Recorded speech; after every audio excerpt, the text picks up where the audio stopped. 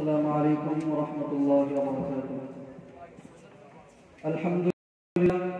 الحمد لله الذي أرسل رسوله بالهدى ودين الحق ليظهره على الدين كله ولو كره الكافرون.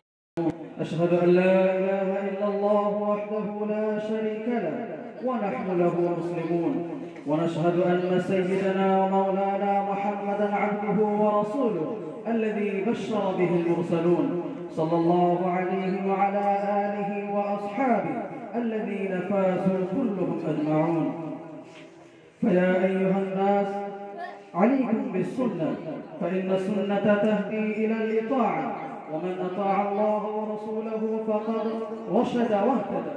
وإياكم والبدع، فإن البدعة تهدي إلى المعصية، ومن يعص الله ورسوله فقد ضل وغوى.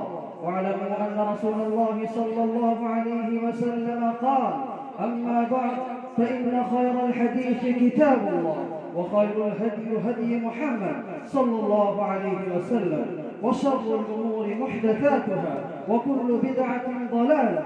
أعوذ بالله من الشيطان الرجيم. ومن يشاقق الرسول من بعد ما تبين له الهدى ويتبع غير سبيل المؤمنين نوله ما تولى ونصله جهنم وساءت مصيرا.